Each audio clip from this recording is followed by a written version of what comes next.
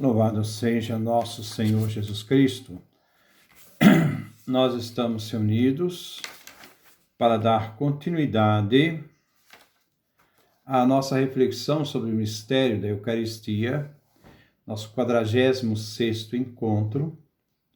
Hoje vamos trabalhar o Catecismo da Igreja Católica do Vaticano II e vamos intercalando também. Eu estou essa semana com o Catecismo da Igreja Católica, semana que vem o Catecismo de Trento, mostrando essa realidade que é comum aos dois. Mas, ao mesmo tempo, vendo que o Concílio de Trento teve praticamente quase 500 anos de atualização, de crescimento, de reflexão para até o Concílio Vaticano II. Essa realidade tem sempre os conteúdos básicos, porque aquilo que a igreja professa ultrapassa o tempo. Pode ter novas formas de entender, mas é sempre centrado no fundamento daquilo que se crê. Hoje nós vamos trabalhar, conosco hoje, os 7 sacramentos da Igreja, o sacramento da Eucaristia, a Eucaristia na economia da salvação, número 1333 a 1336. Vamos, então, ouvir os sinais do pão e do vinho. Então, nós estamos aqui no nosso 46º encontro. Encontra-se no cerne da celebração da Eucaristia o pão e o vinho. São 2 elementos que não podem faltar para a celebração da Eucaristia. Tem que ser pão e tem que ser vinho.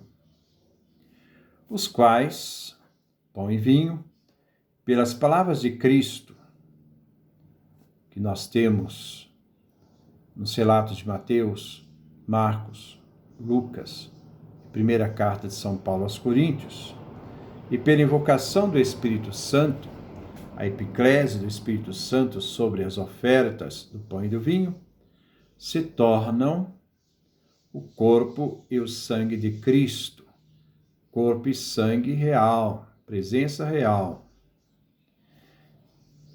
E isto expressa que, fiel à ordem do Senhor, fazer isto em memória de mim, a Igreja continua fazendo em sua memória até a sua volta gloriosa, o que ele fez na véspera da sua paixão.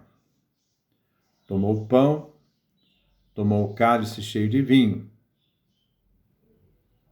ao se tornarem misteriosamente o corpo e o sangue de Cristo. Os sinais do pão e do vinho continuam a significar também a bondade da criação. A Igreja, ela é constituída na história, vamos usar como exemplo o Evangelho de São João, lá no capítulo 20, 19 em seguintes versículos. Quando Jesus diz: como o Pai me enviou, eu também vos envio. Há uma realidade de comparação. Como também. Ora, o Pai é o princípio da missão do Filho. O Filho é o princípio da missão dos discípulos. Não há uma quebra entre a missão do Filho e a missão dos discípulos. Não. Há uma continuidade. Essa continuidade mostra que, a partir do momento em que os discípulos são enviados na história a dar continuidade à missão que o Pai lhe confiou, a Igreja nasceu da vontade do Pai pelo Filho, que dá continuidade na história, e para assistir os discípulos na história, o Filho confia-lhes o Espírito Santo, dizendo: recebei o Espírito Santo. O Espírito Santo é aquele que dá continuidade à missão, assistindo os discípulos no envio, na história. Essa realidade histórica, a partir do momento em que os cristãos vivem essa história, porque não se separa a igreja do Cristo, basta ver aquela realidade que nós encontramos em São Paulo no caminho de Damasco, que ele entendeu que perseguir os cristãos era perseguir o Cristo. Não se separa o corpo da sua cabeça. Há uma unidade inseparável. Essa realidade fundante, né, da realidade da compreensão da igreja. Então, a igreja está na história. Então, né, até a sua vinda gloriosa, cabe aos cristãos, né, darem continuidade a esta memória, atualizando essa realidade da cruz, essa realidade do sacrifício cruento, naquela realidade da ceia pascal que Jesus celebrou com os discípulos e que para nós é memorial da sua paixão. Assim, no ofertório, então agora nós vamos ver que nós usamos, né, esses elementos da criação para que através desses elementos da criação possamos realizar o mistério da Eucaristia. Assim, no ofertório, damos graças ao Criador pelo pão e pelo vinho, fruto do trabalho do homem, mas antes, fruto da terra. Então, antes que o homem trabalhasse, a terra produziu. E da videira, o homem trabalhou a videira, mas a videira produziu. Dons do Criador. A igreja vê nesse gesto de Melquisedeque, rei e sacerdote, que trouxe pão e vinho e ofereceu, né, em sacrifício e ação de graças, né, a Abraão, que lhe deu o dízimo. Gênesis 14, 18. Isto era uma prefiguração da sua própria oferta. Então, aquilo que os sinais que o Melquisedeque colocou do pão e do vinho prefigurava a Eucaristia, que seria instituída por Jesus Cristo. Na antiga aliança, o pão e o vinho são oferecidos em sacrifício, entre as primícias da terra, em sinal de reconhecimento ao Criador, dom de Deus. Mas eles recebem também um novo significado no contexto do Êxodo. Os pães ázimos que Israel come cada ano na Páscoa comemoram a pressa da partida libertadora do Egito. A recordação do maná do deserto há de lembrar sempre a Israel que ele vive do pão da palavra de Deus. Finalmente, o pão de todos os dias é o fruto da terra prometida, penhor da fidelidade de Deus às suas promessas. Então, são as realidades do banquete do reino de Deus. O cálice de bênção, nos fala São Paulo na primeira carta aos Coríntios, versículo 10, 16, no fim da refeição pascal dos judeus, acrescenta à alegria festiva do vinho uma dimensão escatológica. Quer dizer, na história de Israel, 3 elementos sobressaem como bênção divina. É o trigo, o azeite e o vinho. São 3 realidades que prefiguram também o final da história, né? O fim dos tempos, a realização desse fim dos tempos. Isto é, da era messiânica, do restabelecimento de Jerusalém.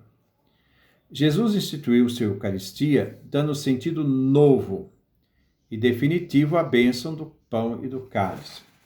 Então, nós não celebramos essa Páscoa judaica, nós não celebramos através dessas realidades que significam essa Páscoa judaica, mas Jesus vai dar a esta realidade do pão e do vinho, que fazia parte da Páscoa judaica, um novo significado.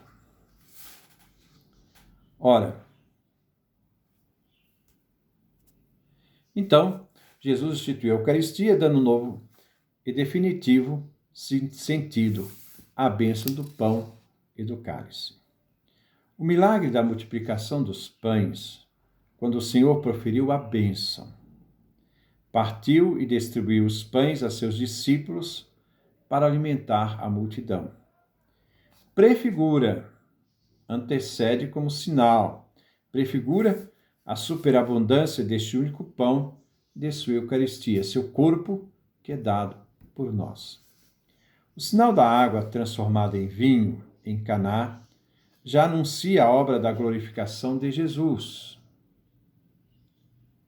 Manifesta a realização da ceia das bodas do reino do Pai, onde os fiéis beberão o vinho novo, transformado no sangue de Cristo. É bem lembrar que quando se coloca na Eucaristia o vinho, se coloca uma gota d'água. Existe uma carta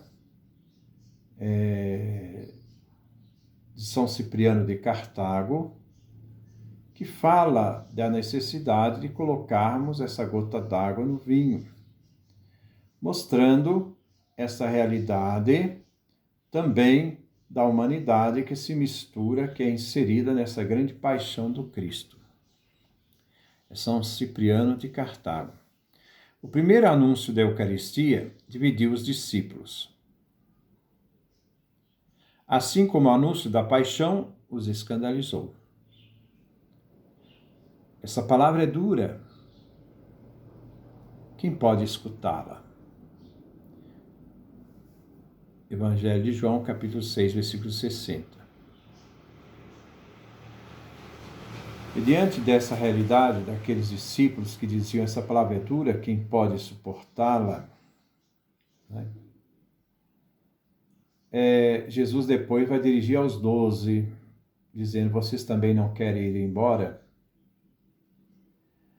Naquela profissão de fé de Pedro, porque ele tem o primado dessa confissão de fé, porque ele adianta aos outros 11 e professa, aonde iremos, Senhor?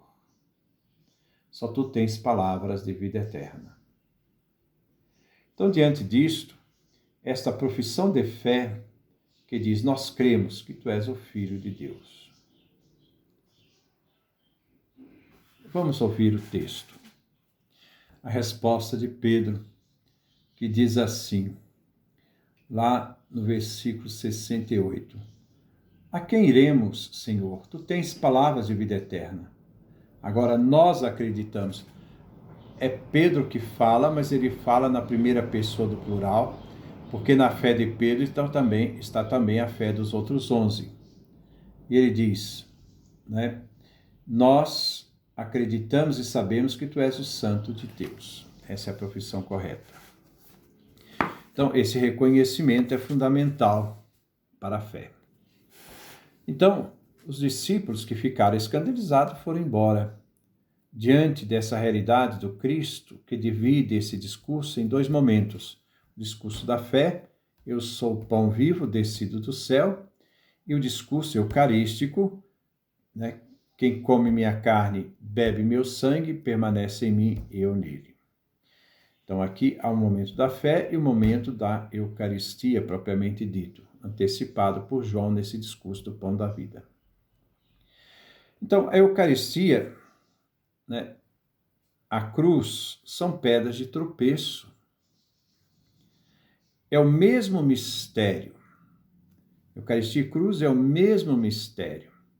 Só que Jesus, quando celebra a Eucaristia, ele antecipa o mistério da cruz para que os discípulos participassem antes da morte e ressurreição de Jesus deste mistério da cruz. A cruz antecipa esse mistério. a Eucaristia antecipa esse mistério da cruz. É o mesmo mistério, mistério da ceia pascal, mistério da cruz. E ele não cessa de ser ocasião de divisão. Vós também quereis ir embora?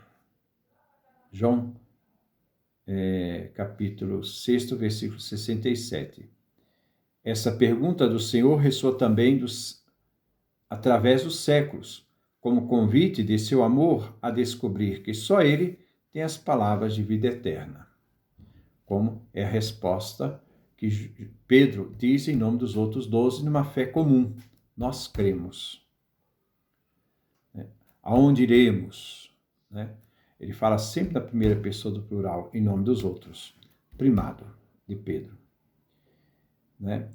E que acolher na fé o dom da sua Eucaristia é acolher ele próprio. Este é o grande mistério da nossa fé.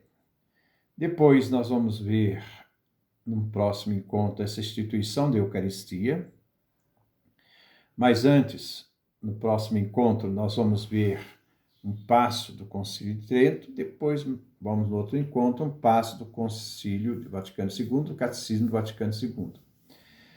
Isto é, mostrando esses elementos tão importantes para a compreensão da nossa fé na Eucaristia.